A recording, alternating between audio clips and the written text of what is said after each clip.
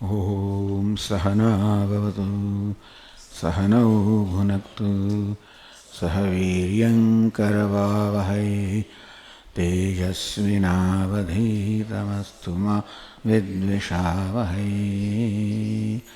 ॐ शान्ति शान्ति शान्तिः।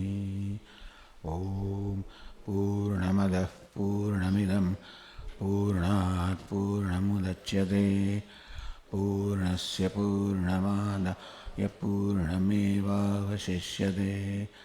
ॐ शान्ति शान्ति शान्तिः। श्रुतिस्मृतिपुराणानाम् आलयं करुणालयं नमामि भगवत्पादं शङ्करं लोकशङ्करं शङ्करं शङ्कराचार्यं केशवं बादरायणं सूत्रभाष्यकृतौ वन्दे भगवन्तौ पुनः पुनः। ईश्वरो गुरुरात्मेति मूर्तिभेदविभागिने व्योमवद्व्याप्तदेहाय दक्षिणामूर्तये नमः। ॐ पार्थाय प्रतिबोधितां भगवता नारायणेन स्वयं व्यासेन ग्रथितां पुराणमुनिना मध्ये महाभारतम् अद्वैतामृतवर्षिणीं भगवतीम् अष्टादशाध्यायिनीम् अम्ब त्वामनुसन्दधामि भगवद्गीते भवद्वेषिणी।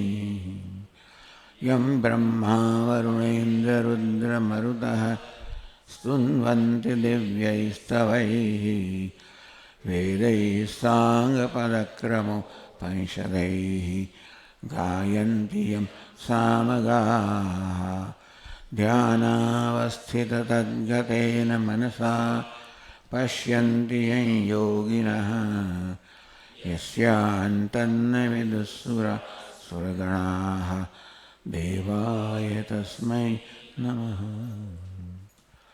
ॐ नारायणः परो व्यक्तात् अन्नमव्यक्तसम्भवम् अण्डस्यान्तस्त्वमे लोकाः सप्तद्वीपा च मेदिनी।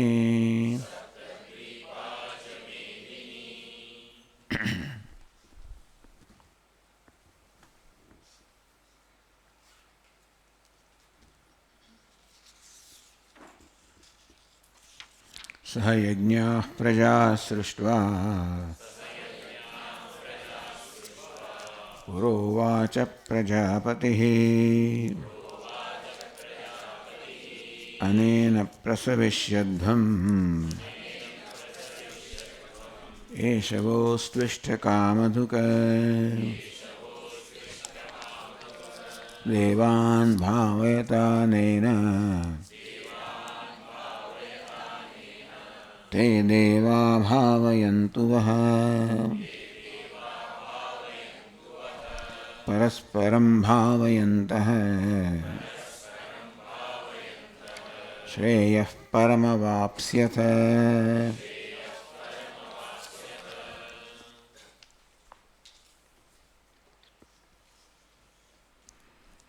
तदर्थं कर्म कौन्तेय मुक्तसंगः समाचर। हे कौन्तेय, यज्ञार्थं कर्म करो। यज्ञ अर्थात विष्णु ईश्वर ने अर्पण करवानी भावना थी कर्म कर।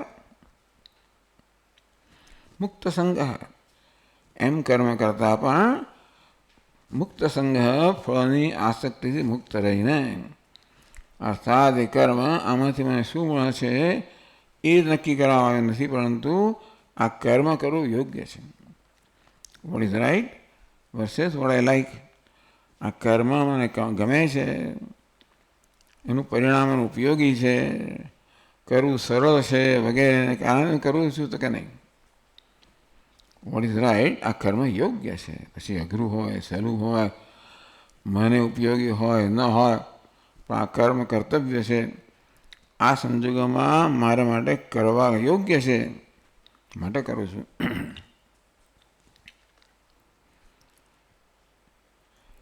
પછી ભાષ્યકાર કહે છે કે એ માટે મેં કહ્યું પ્રમાણે અર્થવાદ ભગવાન આ પ્રકારે જાણે કે કથા કહે છે. સહયજ્ઞ પ્રજા સૃષ્ટવા પુરોવાચ પ્રજાપતિ. યજ્ઞ કરવાનું કહ્યું તો યજ્ઞનું મહત્વ સમજાવે છે આ શ્લોકોમાં. કે પુરા એટલે કે સૃષ્ટિના પ્રારંભમાં સહયજ્ઞ પ્રજા સૃષ્ટવા, યજ્ઞ સહિત પ્રજા અર્થાત મનુષ્યનું સર્જન કરીને ઉવાચ પ્રજાપતિ, પ્રજાપતિએ કહ્યું, મનુષ્યને કહ્યું પ્રજા સૃષ્ટવા. જે બધા જીવોનું સર્જન થઈ ગયું હશે, મનુષ્ય છેલ્લો હશે એટલે મનુષ્યનું સર્જન કરીને કહ્યું તે પ્રમાણે બીજા કોઈ જીવોને કેમ જીવન જીવવું એનો કોઈ બોધ આપવાની જરૂર નથી. કેમ જીવન જીવવું એની સમજ લઈને એ લોકો આવેલા છે, એ પ્રકારે જીવન જીવે છે. મનુષ્ય પાસે આ સ્વતંત્ર સંકલ્પ શક્તિ છે. દરેક સંજોગોમાં પસંદ કરવાની સ્વતંત્રતા છે. અને સંભવિત છે કે એ સ્વતંત્રતાનો દુરુપયોગ થાય. એટલે કે મનુષ્ય શું કરવું એની પસંદગી કરે તે વખતે કદાચ એનો સ્વાર્થ એમાં પ્રવર્તમાન થાય, સ્વાર્થ એને પ્રેરિત કરે, અને તેથી જે પોતાને વ્યક્તિગત રીતે લાભ કરનારો હોય એ કર્મ તો એવી રીતે કર્મ કરે. પછી સમષ્ટિને લાભદાયી છે કે નહીં. એટલે કર્તવ્ય એટલે હું જે કર્મ કરું એ સમષ્ટિને લાભદાયી હોય. અને કર્તવ્ય કહેવામાં આવ્યું, કર્મ કહેવામાં આવ્યું અને યજ્ઞ કહેવામાં આવ્યો. તો બધા મનુષ્યો પ્રજાને ઉત્પન્ન કરીને મનુષ્યોનું જ્યારે સર્જન થયું ત્યારે પ્રજાપતિએ મનુષ્યને કહ્યું, અને એના પ્રસવિષ્યધ્વમ, આ યજ્ઞ વડે તમે ઉન્નતિ કરો. પ્રસવ વૃદ્ધિ તામ કુરુદ્વમ. આ યજ્ઞની ભાવનાથી કર્મ કરતા કરતા એ મનુષ્યો તમે વૃદ્ધિ પામો, તમારો વિકાસ થાવ, તમારી ઉન્નતિ થાવ. ત્યાં સુધી એ શિવો સ્પષ્ટ કામ દુઃખ, ત્યાં સુધી કે આ યજ્ઞ છે એ તમારા માટે કામધેનુ બની રહો. ઈચ્છિત વિષયો જે છે એ આપનાર કામધેનુ બની રહો યજ્ઞ. એટલે યજ્ઞમાં આટલું સામર્થ્ય છે, આટલી સંભાવના છે કે કદાચ પ્રજાના મોટાભાગના મનુષ્યો આ પ્રકારની ભાવનાથી કર્મ કરે તો સમાજમાં સમૃદ્ધિ આવવાની, સમાજ વિકાસ કરવાનો એમાં કંઈ શંકા જ નથી. એ સમાજમાં સંવાદિતા હશે, એ સમાજ ભૌતિક રીતે અને આધ્યાત્મિક ઉન્નતિ કરનારો હશે. આ યજ્ઞની ભાવનાથી જો મોટાભાગના બધા નહીં તો મનુષ્યો યજ્ઞની ભાવનાથી આચરણ કરતા હશે તો ત્યાં સમૃદ્ધિ આવે, શાંતિ આવે, સંવાદિતા આવે, એમાં કોઈ શંકા જ નહીં. કારણ કે યજ્ઞ એટલે અન્યની અનુકૂળતા, અન્યની જરૂરિયાતને ધ્યાનમાં રાખીને કર્મ કરવું. દરેક જણ બીજાની જરૂરિયાતને ધ્યાનમાં રાખે તો પછી બધાની જરૂરિયાતો પણ સંતોષ થાય ને. આમ હું તો અન્યની જરૂરિયાતને ધ્યાનમાં રાખીને કરું છું, માટે મેં એ પ્રકારનો ત્યાગ, અમારી જરૂરિયાતનો ત્યાગ કર્યો. જરૂર પડે તો બધા એવું કરતા હોય તો ભલે મેં મારી જરૂરિયાતની અવગણના કરી હોય પણ બીજા પોતાની જરૂરિયાતને કરે તો બધાની જરૂરિયાત પણ સંતોષાઈ જાય. આમ દરેક જણ ત્યાગ પણ કરે, આ દરેક જણ ભોગ પણ કરે. આ પ્રકારની સમાજ વ્યવસ્થા હતી આપણે ત્યાં. વર્ણાશ્રમ ધર્મ આ રીતે જ રચાયેલો હતો કે દરેક વર્ણનો, દરેક આશ્રમનો સભ્ય પોતાનું કર્તવ્ય કર્મ કરે અને એ રીતે સમાજમાં પોતાનો ફાળો આપે. એ દ્વારા પોતાને શું મળશે એની ગણતરી વગર મારે શું કરવાનું છે એ ધ્યાનમાં રાખીને બધા સમાજના બધા સભ્યો કર્મ કરે તો બધાને લાભ થવાનો છે. તો આ પ્રકારે ધર્મનું જ્યાં પ્રાધાન્ય છે ત્યાં સમાજમાં સમૃદ્ધિ છે. યજ્ઞ એ ધર્મનું બીજું નામ છે. ધર્મમાં પણ હંમેશા જરૂર પડે તો પોતાનો લાભ આપવો છોડવો પડે. ત્યાં પણ કંઈક આત્મસમર્પણ કરવું પડે તો જ ધર્મનું આચરણ થાય. બધા કરતા હોય તો બધાને લાભ થાય. અને આ રીતે સમાજની ઉન્નતિ એવો હતો વૈદિક કાળમાં. એ પ્રકારનો સમાજ વૈદિક કાળમાં હતું જ્યારે ભારતીય સમાજે ખૂબ ઉન્નતિ કરી, બધા ક્ષેત્રોમાં ઉન્નતિ કરી, વિજ્ઞાનમાં બધા જ ક્ષેત્રોમાં ઉન્નતિ કરી, કેટલી બધી શોધખોળો કરી. બહુ સમૃદ્ધ સમાજ હતો. ઋષિ મુનિઓ બધા હતા. પછી ધીમે ધીમે ધીમે આ બધાની અસરો આવી વિદેશી લોકોની. એ લોકો તો માત્ર અર્થ અને કામને જ ભરેલા હતા. જે લોકો આપણે આક્રમણ કર્યું, લૂંટફાટ કરી, એ બધા અર્થ કામને જ ભરેલા હતા. હું માનું છું કે એમની અસર, એટલે કોઈકને તો આપણે દોષ આપવો પડે. પણ જ્યારે આમ અર્થકામની મહત્તા વધતી ગઈ ત્યારે ધર્મની મહત્તા ઘટતી જાય, ત્યારે આત્મસમર્પણની મહત્તા ઘટતી જાય. મને શું મળશે એની ગણતરી જ વધતી જાય. આ યજ્ઞની ભાવના ઓછી થઈ, ધીમે ધીમે ક્ષીણ થતી ગઈ. ત્યારે પછી સમાજમાં સંઘર્ષ જન્મતો ગયો. શક્ય છે કે તમે કોઈક રીતે વ્યવસ્થાનો લાભ લઈને પોતાની ઉન્નતિ કરો, એમ કેટલાક લોકો પામી જાય પણ બીજા અન્યના ભોગે પામે. એટલે આજે તો કાલે એ વસ્તુ સંઘર્ષ જન્માવવાની જ છે. આ વ્યવસ્થા વેદમાં આનો ઉપદેશ કરવામાં આવ્યો છે. કેવી રીતે સમાજમાં સંવાદિતા જળવાઈ રહે, સમાજના બધા સભ્યો છે એટલે સુખી થાય. સમૃદ્ધિની આવશ્યકતા સુખની આવશ્યકતા છે. અને એક આત્મસંતોષ આપણા મનમાં જન્મે જ્યારે આપણે કંઈક કરી છૂટીએ ત્યારે. આપણે જ્યારે અન્યને ઉપયોગી થઈએ ત્યારે મનમાં આત્મસંતોષની ભાવના જન્મે છે. અને એ રીતે પ્રત્યેક મનુષ્ય સુખી થઈ શકે.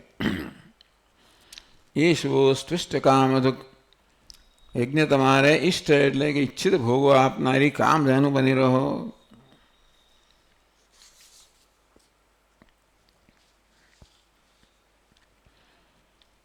ભાષ્યકાર પૂછે કથમ, કેવી રીતે? આ યજ્ઞની ભાવના જે છે એ કેવી રીતે કામધેનુ બની રહે? ઈચ્છિત વિષયો પ્રદાન કરનારી કામધેનુ કઈ રીતે બની રહે? તો 11મા શ્લોકમાં કહ્યું, દેવાન ભાવયતાનેન તે દેવા ભાવયંતુ વઃ પરસ્પરમ ભાવયંતઃ શ્રેયઃ પરમવાપ્સ્યથ.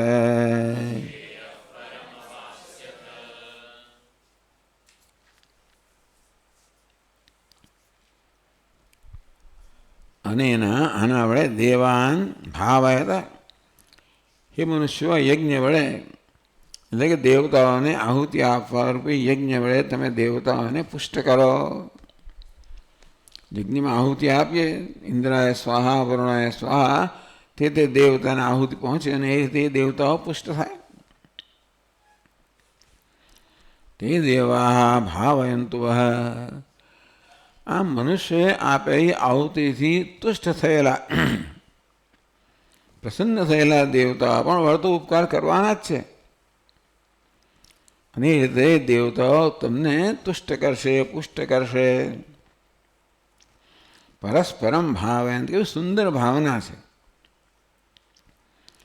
પરસ્પરને ભાવયંત એટલે પરસ્પરને તમે તુષ્ટ કરતા કરતા, સંતુષ્ટ કરતા કરતા, પરસ્પરનું હિત કરતા કરતા તમે દેવતાનું હિત કરો, દેવતાઓ તમારું હિત કરે. આમ પરસ્પર હિત કરતા કરતા શ્રેય પરમ અવાપ્સ્ય થાય, ત્યાં પરમ શ્રેય પ્રાપ્ત કરો.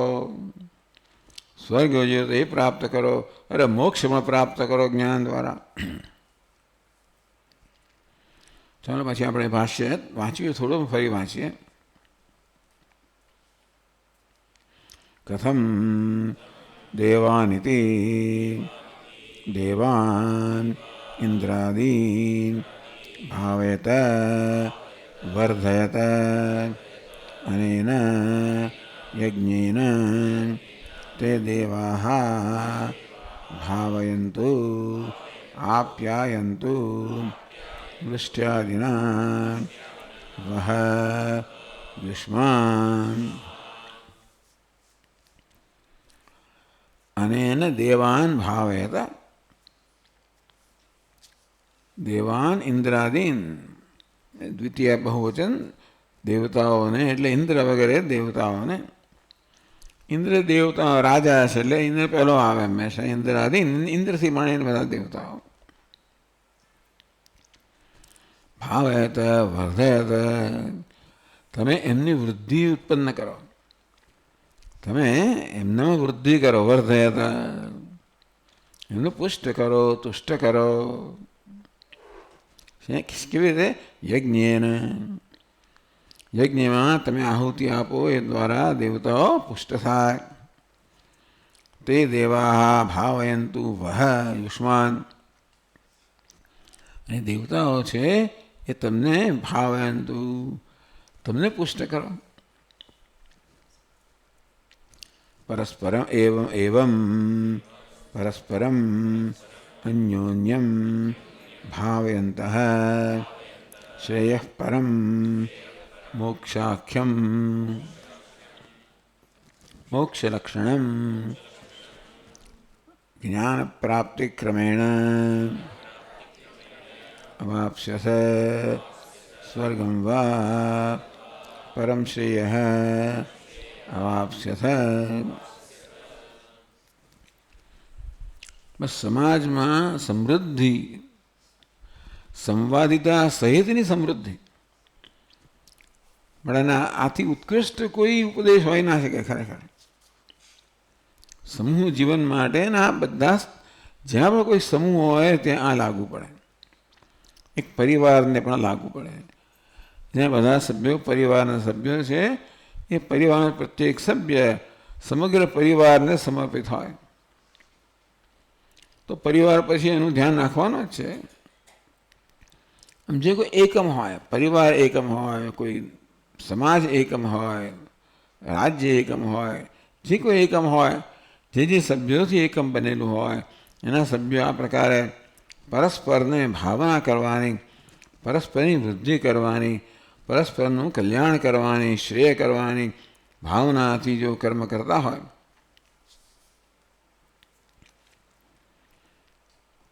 શ્રેય પરમ અવાપ્સ્યસ. મોક્ષ લક્ષણ, આ દ્વારા મોક્ષમાં પ્રાપ્ત કરો. જો ઈચ્છા હોય નહીં ત્યારે પછી સ્વર્ગ પ્રાપ્ત કરો. કોઈકને કદાચ મોક્ષની ખ્યાલ ના હોય, મને ભૌતિક સુખ જોઈએ, એ તો સ્વર્ગ એ ભૌતિક સુખની પરાકાષ્ઠા છે. પણ કોઈને આધ્યાત્મિક ઉન્નતિ કરવી હોય, જ્ઞાન પ્રાપ્તિ ક્રમેણ, તો આ પ્રકારે જીવન જીવતા જીવતા તમે તમારું અંતઃકરણ શુદ્ધ કરો. અંતઃકરણ શુદ્ધ કરવાની આ ઉત્તમ રીત બતાવી. યજ્ઞની ભાવના હોય, સમર્પણની ભાવના હોય, અન્યને ઉપયોગી થવાની ભાવના હોય, એને સંતુષ્ટ કરવાની ભાવના હોય, ત્યાં આપણે આ પ્રકારે કશું કરવા માટે કે આજે હું એનું ઉપયોગી કેમ બનું, કોઈને ઉપયોગી બનવા માટે મારે મારી જે સ્વાભાવિક સ્વાર્થની ભાવના વૃત્તિ છે એને કાબૂમાં રાખવી પડે. નહીં તો દરેક સંજોગોમાં મારો સ્વાર્થ હંમેશા માથું ઊંચકે અને પોતાને સંતુષ્ટ કરવા માટે મને સામાન્ય રીતે નિયંત્રિત કરે. પણ સ્વાર્થની વૃત્તિનું તાબે ન થવું અને જે મૂલ્ય હું સેવન કરવા માગું છું, ઉપયોગી થવાનું મૂલ્ય, એ મૂલ્યનું પાલન કરવું. આ એક મૂલ્ય છે. ગીતામાં શીખવાડવામાં આવ્યું. ઉપયોગી કેમ થવું, અન્યને ઉપયોગી કેમ થવું, આ યજ્ઞની ભાવના. આ ગીતાને બહુ મોટું એનું પ્રદાન છે. બીજું ઘણું છે પણ આ એક બહુ જ મોટું પ્રદાન છે. રોજના જીવનમાં, સામાજિક જીવનમાં કેવી રીતે સંવાદિતા અને સમૃદ્ધિ પ્રાપ્ત કરવી અને જ્ઞાન પ્રાપ્તિ ક્રમેણ એમ કરતાં કરતાં જેમ આપણું મન શુદ્ધ થતું રહેશે, સ્વાર્થ ઓછો થતો રહેશે, રાગદ્વેષ ઓછા થતા હશે. સ્વાર્થમાં જ રાગદ્વેષ જન્મતા હોય છે. જે મને સંતુષ્ટ કરનારું લાગે એના માટે મને રાગ હોય, જે સ્વાર્થની વિરુદ્ધ એના માટે દ્વેષ હોય. આ સ્વાર્થ છે એ જ રાગદ્વેષ જન્માવતા હોય છે. સ્વાર્થને કાબૂ રાખીએ એટલે રાગદ્વેષને કાબૂ રાખવા જ પડે. આ પ્રકાર આખી પ્રક્રિયા છે એ આપણને રાગદ્વેષથી મુક્ત કરનારી બને. એમ ધીમે ધીમે અંતઃકરણને શુદ્ધ કરનારી બને. અને અંતઃકરણ શુદ્ધ થાય એટલે આમાં જ્ઞાનની ઈચ્છા જન્મે એવું શાસ્ત્રો કહે છે. અંતઃકરણ સાત્વિક બને, આપણું અંતઃકરણ જે પ્રકારનું એ પ્રકારની ઈચ્છા આમાં જન્મે. સત્વાત સંજાયતે જ્ઞાનમ, સત્વમાંથી જ્ઞાનનો જન્મ થાય છે. રજસો લોભ એવા, રજસ હોય તો લોભ જન્મે. પ્રમાદ મોહ તમસ, તમો ગુણ હોય તો પ્રમાદ અને મોહ છે એનું પ્રાધાન્ય હોય. એટલે આમ કરતાં કરતાં આપણા અંતઃકરણમાં કે વ્યક્તિત્વમાં સત્વનું પ્રાધાન્ય જન્મે એટલે જ્ઞાનનું પ્રાધાન્ય જન્મે. એવું સાત્વિક મન એવું મન છે જેને જ્ઞાનનો આનંદ માણી શકે. રાજસ મન જો હોય, રજોગુણ જેમાં પ્રધાન છે એ હંમેશા ભોગનો આનંદ માણે. તમો ગુણ હોય તો આળસમાં, નિદ્રામાં અને હિંસામાં આનંદ માને.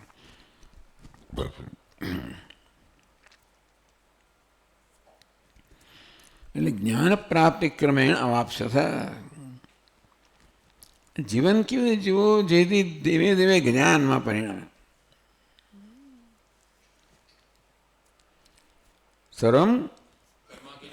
સર્વાખિલમ પાર્થ કર્માખિલમ પાર્થ જ્ઞાને પરિસમાપ્યતે. એ પાર્થ સમગ્ર અખિલ સર્વ કર્મ છે યોગ્ય કરવામાં આવે તો જ્ઞાનમાં એની પરિસમાપ્તિ થાય. એટલે ટૂંકમાં કર્મયોગનો ઉપયોગ છે જ્ઞાન માટેનું સાધન બનવું. એ દ્વારા આપણામાં જ્ઞાનની ઈચ્છા જન્માવી, એ દ્વારા મોક્ષ પ્રાપ્ત કરાવો. આ પ્રકારે કર્મ કરવામાં આવે તો એ કર્મ અંશે વડે મોક્ષનું સાધન બને પરોક્ષ રીતે.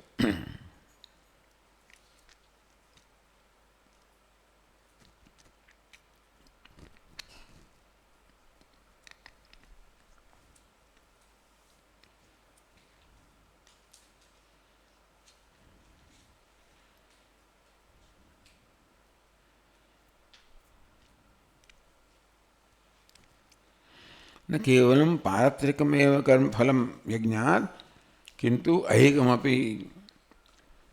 એ તો કહેવામાં આવ્યું કે તમે અહીં સ્વર્ગ પ્રાપ્ત કરો. એટલે કે આ પ્રકારે કર્મ કરવાથી તમને પરલોકનું સુખ મળશે, સ્વર્ગનું સુખ મળશે. એવું જ માત્ર નથી, તમને આ લોકોનું સુખ પણ મળશે.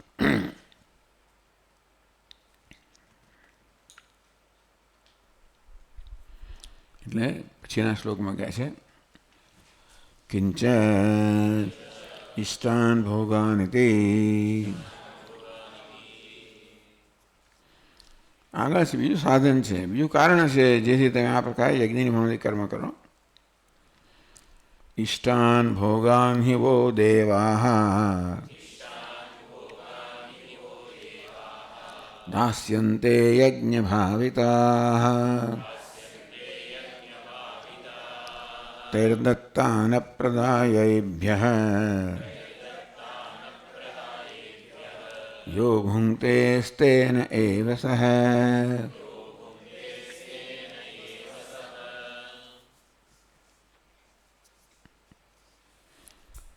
તો આગળ જે છે એની સાથે સંકળાયેલો શ્લોક કે આ યજ્ઞથી તમે દેવતાઓને સંતુષ્ટ કરો અને એ દેવતાઓ તમને સંતુષ્ટ કરે.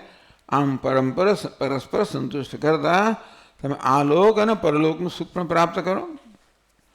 કઈ રીતે? તો ઇષ્ટાન ભોગાન્યો દેવા દાસ્યંતે યજ્ઞભાવિતા દેવા. યજ્ઞથી સંતુષ્ટ થયેલા દેવતાઓ, તમે કર્મ કરો, દેવતાઓને આહુતિ આપો, અર્થાત દેવતાઓને પ્રસન્ન કરો. દેવથી આપણે અહીંયા બધાને લઈ શકીએ. આપણા જીવનમાં આ 5 તત્વો સંકળાયેલા છે: દેવતાઓ, પિતૃઓ, ઋષિઓ, મનુષ્યો અને જીવજંતુઓ. આ 5 પ્રકારના જીવો આપણા જીવનમાં સંકળાયેલા છે અને આપણે 5 પાસેથી ઉપકાર પ્રાપ્ત કરતા હોઈએ છીએ. ઋષિઓ આપણને શાસ્ત્રો પ્રદાન કરીને આપણો ઉપકાર કર્યો છે અને કરે છે એ દ્વારા. દેવતાઓ પણ આપણી ઈચ્છાઓ પૂરી કરવા દ્વારા અને દેવતાઓ કુદરતના પરિબળોના રૂપમાં પણ સતત આપણી સેવા કરતા હોય છે. એટલે દેવતાઓ સ્વર્ગમાં છે એ તો બરાબર છે, પણ સિવાય પણ આ બધા પરિબળો જે છે, અગ્નિ, વાયુ, પૃથ્વી, આ બધા જ પરિબળો છે એ સતત આપણી સેવા કરતા હોય છે. અને એ બધા દેવતાઓ સતત આપણી સેવા કરતા ન કરીએ તો એ તો કરતા જ હોય છે. દેવાન ભાવેત અનેન તે દેવા ભાવેન, તો દેવતાઓ તો આપણી સેવા કરે જ છે. આપણે કરીએ કે આપણે ખબર હોય કે ના હોય, તો જન્મ્યા ત્યારથી જ એટલે આગળ કહે છે કે કેવું આપણે ઋણ લઈને જન્મ્યા છે ને આપણે ઋણને પણ ફેરવાનું છે. યજ્ઞ ભાવિતા દેવા, યજ્ઞથી સંતુષ્ટ પામેલા દેવતાઓ ઈષ્ટાન ભોગાન દેવાસ્યંતે, તમને ઈષ્ટ ભોગ પ્રદાન કરશે. અને તમે આહુતિ આપશો, એમને સંતુષ્ટ કરશો એટલે તમને ઈચ્છિત ભોગ આપશે. એ પરસ્પરમ ભાવયંત, આમ પરસ્પર પ્રસન્ન કરતા તમે જીવનનો આનંદ માણો, આ લોકમાં અને પરલોકમાં. અને તમારામાં વળી વિવેક જન્મે તો મોક્ષનો. પછી અન્વય કહે, વ્યતિરેક કહે છે ભગવાન 12મા શ્લોકની બીજી પંક્તિમાં, તૈ દત્તાન અપ્રદાય એભ્ય યો ભુંક્તે સ્તેન એવ સહ. તૈ દત્તાન, એમણે આપેલો જે દેવતાઓ આપણા પર ઉપકાર કરનારા છે, એમણે જે ઉપકાર કર્યો છે એ બે પ્રદાય, એ ઉપકારનો બદલો ન વાળતા માત્ર ઉપકાર છે એનો લાભ જ લે. યો ભુંક્તે સ્તેન એવ સહ. આ પ્રકારે દેવતાઓએ આપેલી, દેવતાઓ એટલે બધા જ ગણી લેવાના. દેવતાઓ છે, મનુષ્યો છે, પિતૃઓ છે, ઋષિઓ છે, અન્ય જીવો છે, આ બધા લોકો આપણો ઉપકાર કરે છે. એમણે કરેલો ઉપકારનો બદલો વાળવાના બદલે આપણે બસ એનો લાભ જ લીધા કરીએ. સ્તેને એવ સહ, ભગવાન કહે છે કે એ કેવો જે ચોર છે, આધ્યાત્મિક ચોર છે. દુનિયામાં કદાચ એને ચોર નહીં ગણવામાં આવે, આપણે ટેક્સ ન ભરીએ તો ચોર કહેવાય જ જાણે કે, પણ આ કુદરતને ટેક્સ ભરવાનો છે. આપણે કેમ સરકારને ટેક્સ ભરવો પડતો હોય છે? કારણ કે આપણે આવક કરી. આવક ક્યારે થાય? સરકારે જે વ્યવસ્થા ઊભી કરી એનો આપણે લાભ મળે તો જ આવક થાય ને. એ રીતે આપણી આવકમાં સરકારનો ભાગ છે, કારણ કે સરકાર આ વ્યવસ્થા ઊભી કરી છે. તે રીતે જીવનમાં જે પ્રાપ્ત કરીએ એમાં બધા દેવતાઓના બધા તત્વનો ભાગ છે. અને તેથી આપણે એમને પણ ટેક્સ આપવો જોઈએ, અથવા એ રીતે આપણે પ્રદાન કરવું જોઈએ. આપણા જીવનમાં એને સ્થાન હોવું જોઈએ. પંચયજ્ઞ આપણે કહેવામાં આવ્યા એ દ્વારા આપણે કહીશું તો એ પ્રકારે પંચયજ્ઞ દ્વારા આ 5 તત્વોને સંતુષ્ટ કરવા એ આપણું કર્તવ્ય બની રહેશે, ફરજ બની રહેશે. અર્થાત આ યજ્ઞ કરવા દ્વારા આપણે એમના પર ઉપકાર નથી કરતા, પરંતુ આપણા પર થયેલો ઉપકારનો માત્ર બદલો જ વાળીએ છીએ. અને તે હું શેનો આપું? એમ કહીને કોઈ છટકી જાય. અપ્રદાય દેવતાઓ એટલે આ બધા સમગ્ર કુદરતે આપણા પર કરેલો ઉપકાર, સમગ્ર જગતને આપણા પર કરેલો ઉપકાર છે. એનો બદલો ન આવવાનો, બદલે મારે તો લાભ જ લે. સ્તેન એવ સહ, ભગવાન કહે છે કે એ સ્તેન છે, ચોર છે, આધ્યાત્મિક ચોર છે. ભાષ્યકાર કહે છે ઇષ્ટાન અભિપ્રેતાન ભોગાન હિ વહ યુષ્મભ્યમ દેવા દાસ્યન્તે વિતરિષ્યન્તે સ્ત્રી પશુપુત્રાદીન યજ્ઞભાવિતાઃ યજ્ઞૈઃ વર્ધિતાઃ તોષિતાઃ ઇત્યર્થઃ.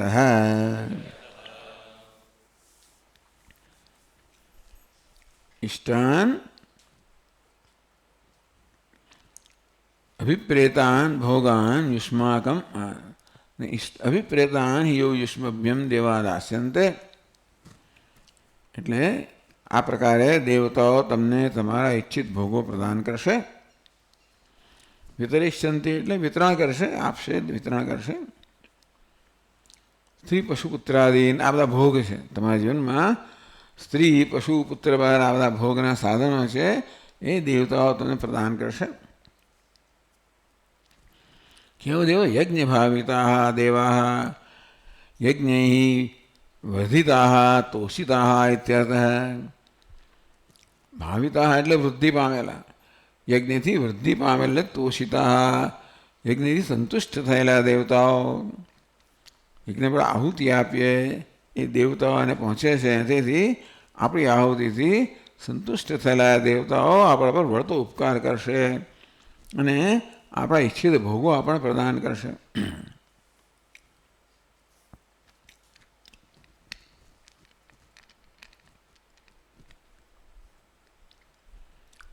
તૈઃ દેવૈઃ દત્તાન ભોગાન અપ્રદાય અદત્વા આનૃણ્યમ અકૃત્વા ઇત્યર્થઃ. એભ્યઃ દેવેભ્યઃ યો ભુંક્તે સ્વદેહેન્દ્રિયાણિ એવ તર્પયતિ સ્તેન એવ તસ્કરઃ એવ સહ દેવાદિ સ્વાપહારી.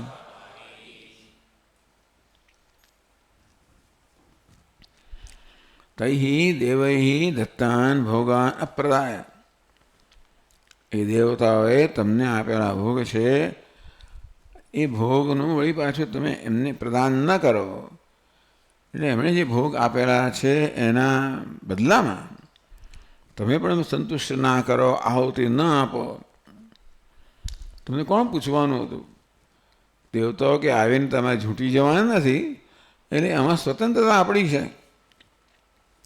દુનિયાના બીજા બધા જીવો તો આહુતિ આપતા જ હોય છે પોતાના જીવન દ્વારા, અને બીજા બધા જીવો છે ભગવાને જે પ્રકારે એમને રચ્યા છે એથી આ જગતમાં એ લોકો સંવાદિતામાં જ હોય છે.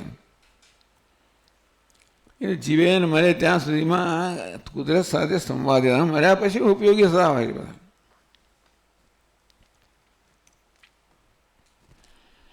પણ એક મનુષ્યને સંકલ્પ શક્તિ, સ્વતંત્ર ફ્રી વિલ આપ્યું છે ને, એટલા તકલીફ કહો કે જે કહો તે, એ ફ્રી વિલનો દુરુપયોગ થાય ત્યારે આ બધું થાય, સદુપયોગ થાય ત્યારે દુનિયાનો અને મનુષ્યનો બંનેનો આ બંનેની વૃદ્ધિ, બંનેને લાભ થાય. અને એથી ઉલટું એટલે માણસ એવી સ્થિતિમાં છે જ્યારે પોતાને અન્યને ઉપયોગી થાય અથવા તો પોતાને અન્યને હાનિ કરનાર બને. You can help or hurt, ઉપયોગી થાવ કે પછી એમને એના પર હાનિ પહોંચાડો એમને. અપ્રદાય અદત્વા આનૃણ્યમ અકૃત્વા. તો શું કરવા મારે દેવતાઓને પ્રદાન કરવું જોઈએ? આનન્યમ અનૃણ ઋણ કહે છે કે આપણે ઋણ લઈને જન્મેલા છે, માટે આપણે ઋણ ફેડવાનું છે. એટલે વેદમાં તો આપણા કર્મો, મનુષ્યનું જીવન શેના માટે છે? જે ઋણ આપણા પર, જે દેવું આપણા પર ચઢેલું છે એ દેવું ફેડવા માટે આપણું જીવન છે. જે નિત્ય નૈમિત્તિક કર્મ છે, જે કર્મ કરવાથી આપણને કોઈ લાભ થતો નથી એવું કહેવામાં આવ્યું. તો નિત્ય કર્મ કોને કહેવાય? જે કર્મ કરવું આપણી ફરજ છે, અને જે કર્મ કરવાથી, તેમ કે સંધ્યાવંદન વગેરે કરવાથી આમ કોઈ લાભ થાય એવું કંઈ કહેવામાં આવ્યું નથી. એટલે આપણા મનુષ્યને શાસ્ત્રોએ એવા કેટલા કર્મો કહ્યા છે જેને કરવા જોઈએ, અને જે કરવાથી એને કોઈ લાભ નથી મળવાનો, પણ જે લાભ મળેલો છે કે જે લાભ લઈ રહ્યો છે એના બદલામાં આ કર્મ કરવાના છે. એટલે લાભ મળી રહ્યો છે એટલે આપણે ઋણી છીએ. એટલે આપણા જીવનમાં કેટલાક કર્મ હોવા જોઈએ જે ઋણ ફેડવા માટે હોવા જોઈએ. હા, પછી આપણે આપણું જીવન ટકાવવા માટે જે બીજા કર્મ કરીએ, બરાબર છે, એને સકામ કર્મ કહીએ આપણે, એ કરવાનો આપણો હક છે. જુદો જુદો આ કરવાની ફરજ છે. નિત્ય નૈમિત્તિક કર્મ છે એ કરવાની આપણી ફરજ છે, અને સકામ કર્મ કરવો પણ આપણો હક છે. આપણી કામના, આપણી જીવનની જરૂરિયાતો છે પ્રાપ્ત કરવા માટે જે કર્મ કરીએ એ પણ કરી શકાય છે, જરૂર કરવા જોઈએ. પણ એ કરવાની પ્રક્રિયામાં આ ભૂલી નહીં જવાનું. આ પહેલાં કરવાના, નિત્ય નૈમિત્તિક કર્મ પહેલાં કરવાના, અને પછી બધા સકામ કર્મ કરવાના.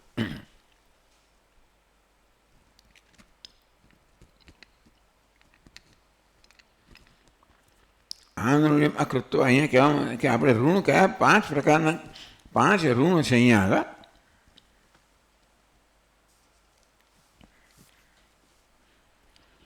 એવું કહેવામાં આવ્યું કે આ તો વૈદિક કાળની વાત છે કે મનુષ્ય રોજબરોજનું જીવન જીવે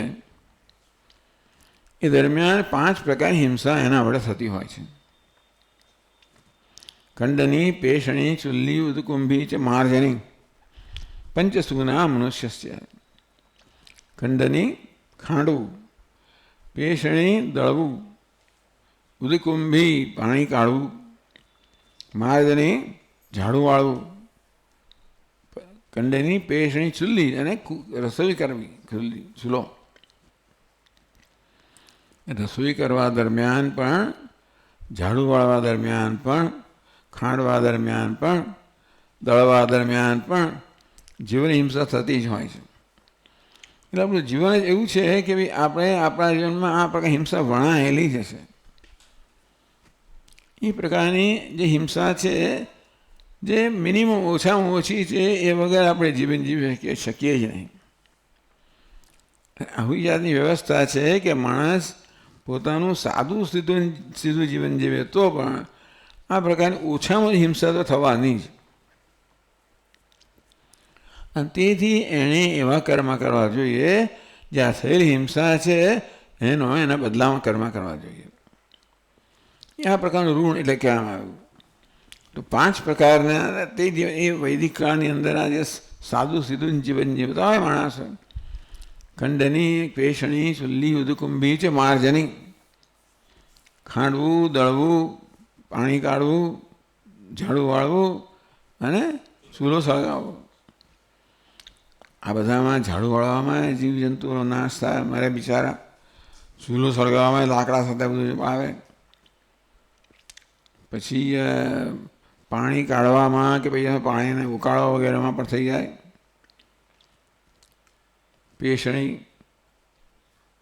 પછી તમે દળો, ખાંડો, આમાં બધું જીવજંતુઓનો નાશ થતો જ હોય છે. આ સિવાય આપણે જીવી ના શકીએ. મનુષ્ય ઓછામાં આટલી પ્રવૃત્તિ કરવી જ પડે, અને એ દરમિયાન જીવોની હિંસા થવાની જ છે. એટલે મનુષ્યના જીવનમાં રહેલી જે શું કહેવાય આ ઈરાદા વગરની હિંસા છે એનો પણ એને બદલો વાળવો જોઈએ. માટે એણે આ 5 પ્રકારના યજ્ઞ કરવા જોઈએ, પ્રદાન કરવું જોઈએ. હા, એટલે 5 પ્રકારના જીવો છે એને આપણે 5 પ્રકાર આ રીતે આહુતિ આપવી જોઈએ. એક તો છે વેદ પઠન વગેરે કરવા દ્વારા આપણે ઋષિઓનું ઋણ ફેરતા હોઈએ છીએ. દેવતાને આહુતિ આપવા દ્વારા આપણે દેવતાનું ઋણ ફેરતા હોઈએ છીએ. માતા પિતાની સેવા દ્વારા અને એ ઉપરાંત પૂર્વજોને પિંડ વગેરે આપવા દ્વારા આપણે પૂર્વજોનું ઋણ ફેરતા હોઈએ છીએ. જે ભૂખ્યા તરસ્યા મનુષ્ય હોય એમને પણ એમની જરૂરિયાત આપવા દ્વારા મનુષ્ય ઋણ ફેરતા હોઈએ. અને વૃક્ષો વનસ્પતિ વગેરે છે એનું પોષણ કરવા દ્વારા બીજા જીવો જે છે એને પણ આહુતિ આપતા હોઈએ છીએ. એટલે આ પ્રકારની આહુતિ વૈદિક કાળથી જ મનુષ્યના જીવનમાં વણાઈ ગયેલી છે. એટલે આપણા બધા ભડવાઓ તો કરતા જ હતા. નીકળે ત્યારે કંઈક અનાજ લઈને નીકળે અને પછી એમાં નાખે. શું છે આપણી આ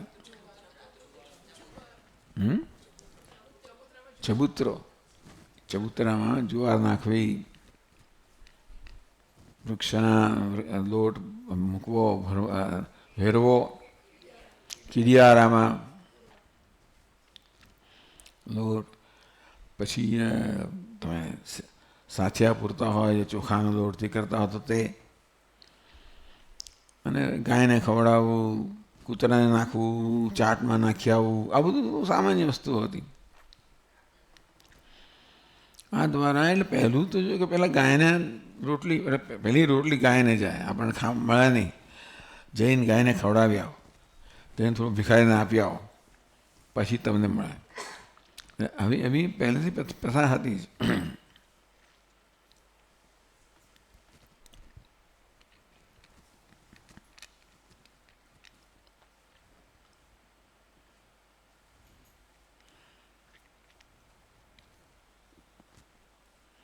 આ પ્રકારે બુદ્ધિપૂર્વકમ અબુદ્ધિપૂર્વકમ, જાણે કે અજાણે, કેટલીક હિંસાઓ જાણીને થતી હોય, કેટલીક અજાણે થતી હોય.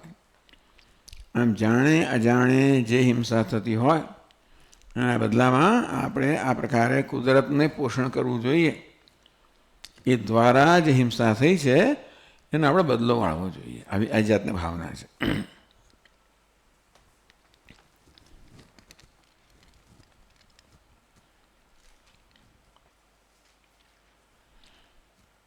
જીવનમાં 5 મહાયજ્ઞ કહેવામાં આવ્યા.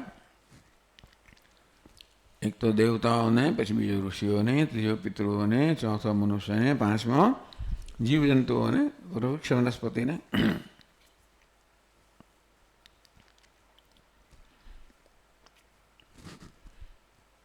ઇષ્ટાન ભોગાન તૈ દત્તાન પ્રદા, એટલે દેવતાઓને તમે આ પ્રકારે, દેવતા એટલે બધા જ આવી ગયા છે. દેવતા ઉપલક્ષણ છે એમાં, બાકી એના પર 4 આવી ગયા. તમે એમને સંતુષ્ટ કરો, એ તમને સંતુષ્ટ કરે. અને એ પ્રકાર એવું, અને આ વસ્તુમાં છટકી જાય છે. એટલે પોતાની ફરજ ના બજાવે, પોતે જે પ્રદાન કરવાનું છે ના કરે, એ યજ્ઞ ના કરે, લોકોનું કે બીજા ભિખારી ના કરે, એકલો ખાઈ જાય. એવું હોય તો પણ જો ભૂંગતે એટલે કહે છે અહીંયા આગળ એભ્ય દેવેભ્ય યો ભુંક્તે સ્વદેહેન્દ્રિયાણિ એવ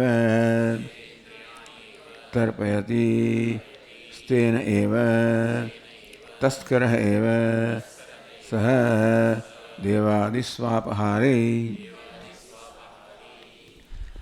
એટલે એ લોકોનું ધન ચોરનાર આપણે બનીએ.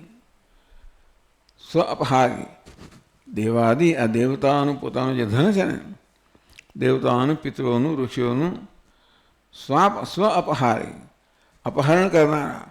સ્વ એટલે એમની સંપત્તિ, એ લોકોની સંપત્તિનું અપહરણ કરનાર આપણે બનીએ જો આપણે એમને વળતો બદલો ન વાળીએ તો. એટલે પાપ ટૂંકમાં માણસ સ્તેને એને ચોર કહેવામાં આવ્યો. ટૂંકમાં એવું કરવાથી એટલે કે આપણી ફરજ ન બજાવવાથી, વળતો ઉપકાર ન કરવાથી આપણે છટકી ના શકીએ. આપણે ઈશ્વરના તો ગુનેગાર બનીએ છીએ. સમાજમાં કદાચ આપણે કોઈ ગુનેગાર ન બનીએ, સમાજના કાયદા નથી કે તમારે આવું કરવું જોઈએ, દાન કરવું જોઈએ, ના કરવું જોઈએ. આ કહેવાય નૈતિક કાયદાઓ છે. એટલે ભગવાન ભગવદ્ ગીતામાં આ પ્રકારના કાયદાઓ આપણને કહે છે. જે નૈતિક કાયદાઓ છે, આધ્યાત્મિક કાયદાઓ છે, જે આપણા જીવનમાં ભણાયેલા છે, એ કદાચ આપણને ખબર ના હોય એનું આપણને જ્ઞાન આપે છે, જેથી એની સમજ સાથે સભાનતા સાથે આપણે જીવન જીવીએ.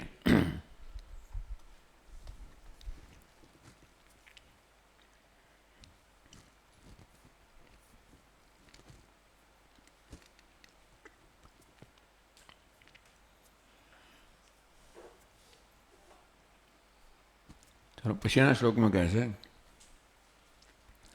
યજ્ઞશિષ્ટાશિનઃ સन्तઃ મુચ્યન્તે સર્વકિલ્બિષૈઃ ભુञ्जते ते त्वघं पापाः ये पचन्त्यात्मकारणात्.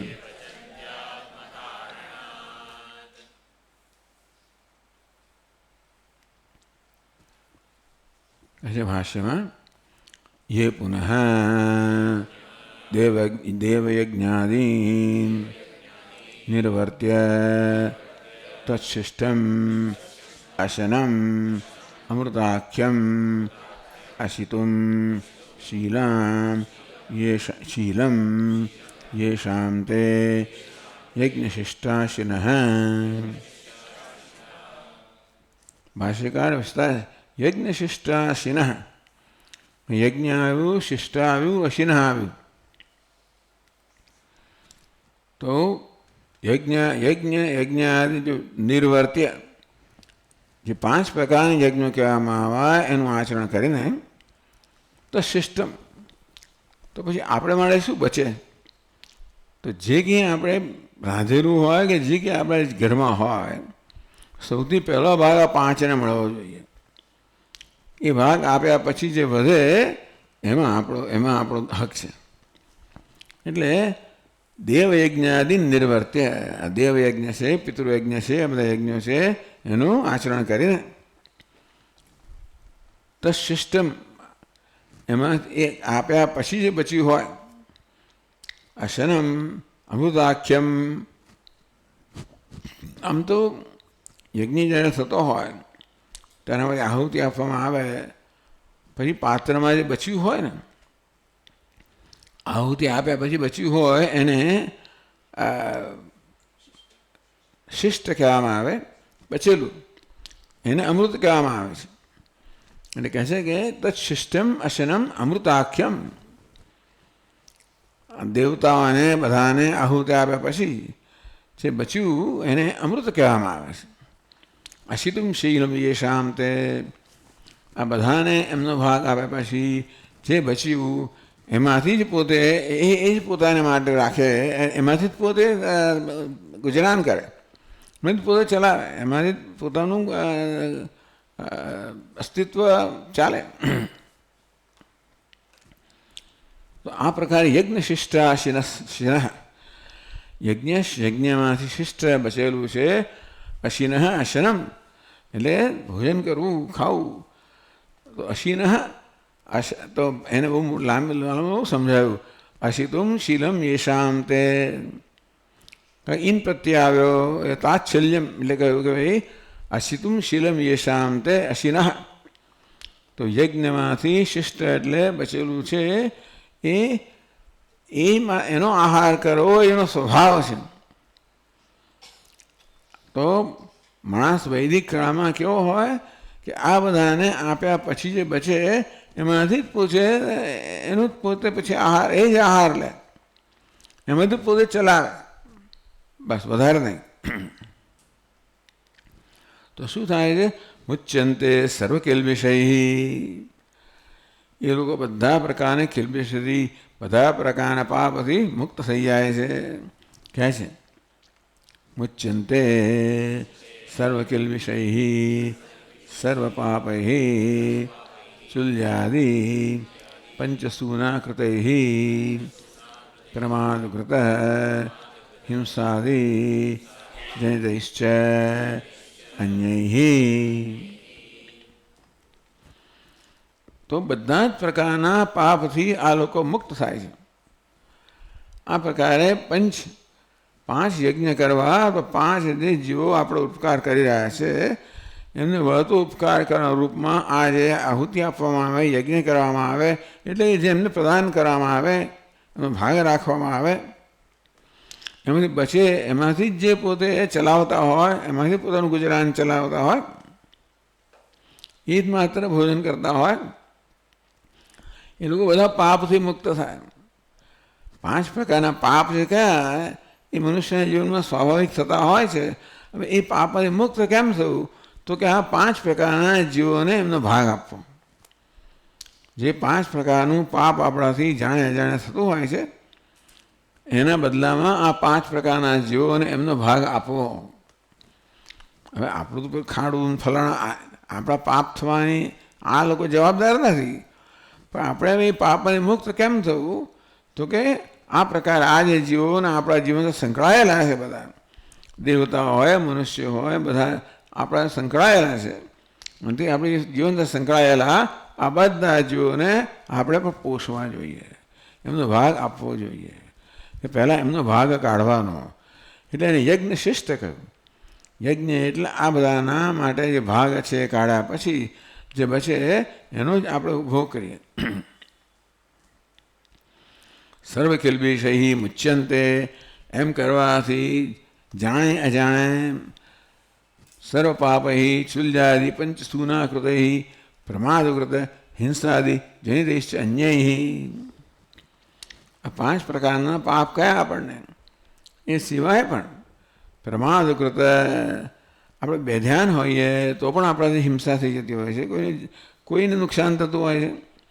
અને ચાલતા ચાલતા પણ આપણે ધ્યાન ન રાખીએ તો જીવજંતુઓ અને આપણે કોઈ આપણામાં જ કંઈ રત હોય એના પાંદડું તોડતા જઈએ અને પેલું એવું કરતા હોઈએ, ધ્યાન ન રાખીએ ને શું જીવજંતુઓ છે.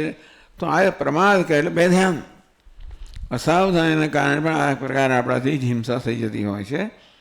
અને એ જમાનામાં તો આ બહુ વધારે, કારણ કે ત્યારે તો બહુ જીવજંતુઓ બધા હશે. અત્યારના જેવા રસ્તાઓ આ બધી વ્યવસ્થા ન હોય, ત્યારે તો આપણે જમીન પર જ ચાલતા હોઈએ અને તેથી ખાસ કરીને ચોમાસા વગેરેમાં ખૂબ ધ્યાન રાખવું પડે. તો પંચસૂના કૃતૈ પ્રમાદકૃત હિંસાદિ જનિતૈ અન્યૈ. આ પાંચ પાપ તો જાણે કે નોંધ લેવામાં આવી છે. એ સિવાય પણ આપણે બેધ્યાન આપણે સાવધાન ન હોઈએ તો બેધ્યાનપણાને કારણે બીજા પણ કંઈ પાપ થઈ જતા હોય, હિંસા થઈ જતી હોય, એ બધાથી આપણે બચી જઈએ, મુક્ત થઈએ જો આ પ્રકારે આ પાંચ પ્રકારના યજ્ઞ આપણા જીવનમાં હોય તો. ઓમ.